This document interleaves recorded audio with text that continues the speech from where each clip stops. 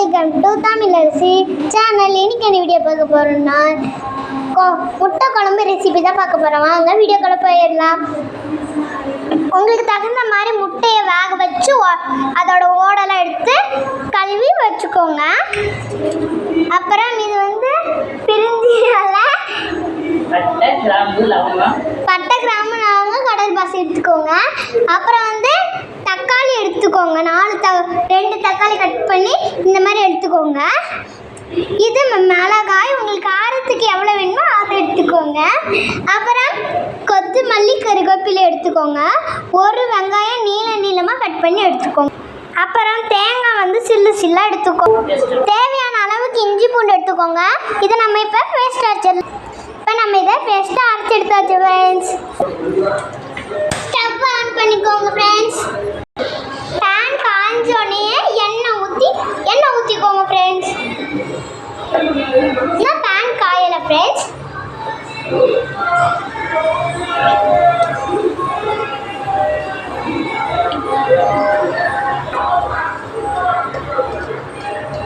இப்போ எண்ணெயை ஊற்றிக்கோங்க ஃப்ரெண்ட்ஸ்.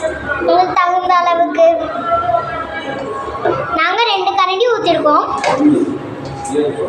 இந்த பட்டை கிராம்பு அதெல்லாம் போட்டுக்கோங்க ஃப்ரெண்ட்ஸ். லைட்டாக சிம்மில் வச்சுக்கோங்க ஃப்ரெண்ட்ஸ். இப்போ வெங்காயத்தை எடுத்து போட்டுக்கோங்க.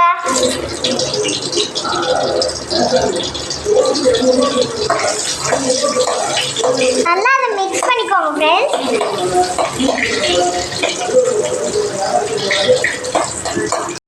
வெங்காயத்தோட பச்சை வாசனை போகிற வரைக்கும் நல்லா கிண்டிக்கோங்க ஃப்ரெண்ட்ஸ். இப்போ வெங்காயம் கண்ணாடி மாதிரி கலரில் வரும்போது கொத்தமல்லியும் கருவேப்பிலையும் எடுத்து போட்டுக்கோங்க. அதையும் போட்டு நல்லா வதக்கிக்கோங்க.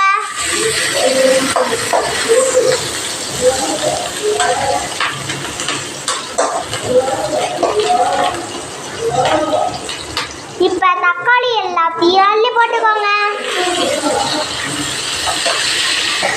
இப்போ தேவையான அளவுக்கு உப்பை போட்டுக்கோங்க ஃப்ரெண்ட்ஸ். தக்காளி வதங்குறதுக்கு உப்பு போட்டுக்கோங்க. அப்புறம் நல்லா மிக்ஸ் பண்ணுங்க.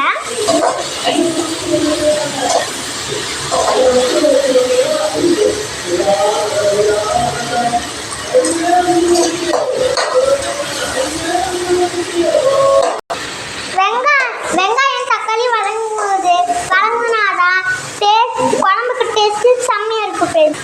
நம்ம இப்போ அரைச்சி வச்சிருந்த இஞ்சி பூண்டு பேஸ்ட் எடுத்து அப்படியே போட்டுக்கலாம்.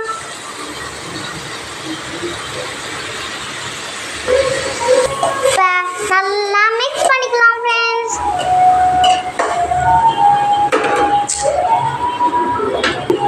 அப்புறம் மிளகாய் பொடி போட்டுக்கோங்க ஃப்ரெண்ட்ஸ், உங்களுக்கு தேவையான அளவுக்கு. அப்புறம் சிக்கன் பொடியும் போட்டுக்கோங்க ஃப்ரெண்ட்ஸ்.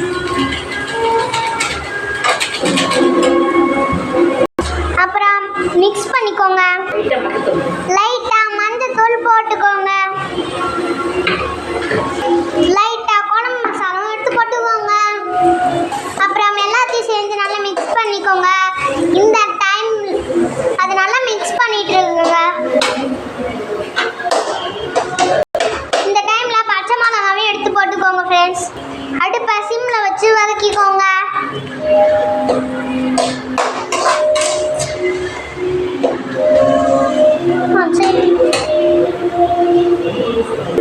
இப்போ உங்களுக்கு தகுந்தாப்புல குழம்பு எவ்வளோ வைக்கிறீங்களோ அவ்வளோ அளவுக்கு தண்ணி ஊற்றிக்கோங்க ஃப்ரெண்ட்ஸ்.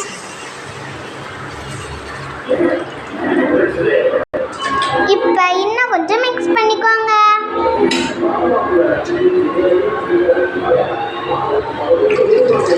நம்ம தண்ணி ஊற்றினா சவுண்டு கேட்காது.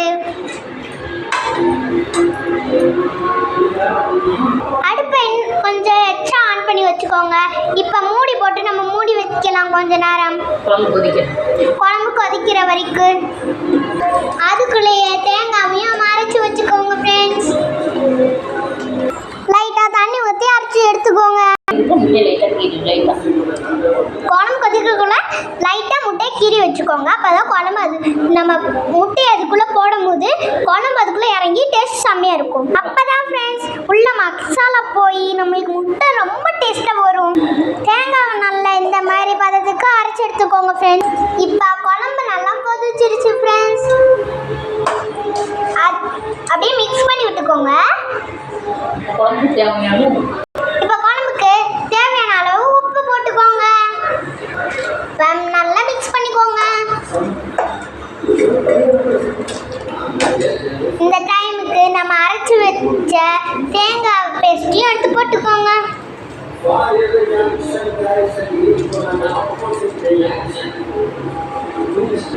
இப்போ நல்லா மிக்ஸ் பண்ணிக்கோங்க.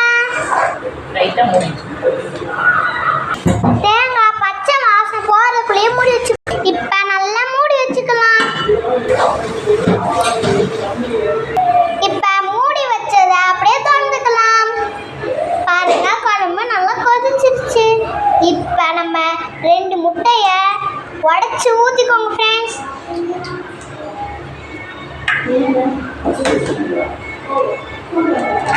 இது எங்கள் வீட்டில் டெய்லியும் செய்கிற முட்டை குழம்பு ஃப்ரெண்ட்ஸ். உங்களுக்கு பிடிச்சிருந்தா கமெண்டில் பிடிச்சிருக்குன்னு கமெண்ட் பண்ணுங்க.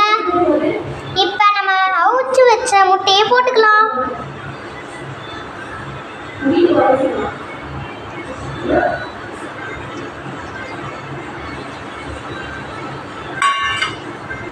இப்போ மூடி வச்சுக்கலாம். இப்போ கொத்தமல்லியை இந்த மாதிரி கட் பண்ணிக்கோங்க ஃப்ரெண்ட்ஸ், பொடி பொடியா. வாங்க ஃப்ரெண்ட்ஸ், குழம்பு ரெடி ஆயிடுச்சுன்னு பார்க்கலாம். வாவ் ஃப்ரெண்ட்ஸ், ரெடி ஆயிடுச்சு ஃப்ரெண்ட்ஸ். இப்போ வாசனைக்காக கொத்தமல்லி போட்டுக்கலாம். நம்ம கட் பண்ணி வச்ச கொத்தமல்லியை இந்த மாதிரி மல்லிச்சாரல் மாதிரி தூவி விட்டுக்கோங்க. இப்போ அடுப்பை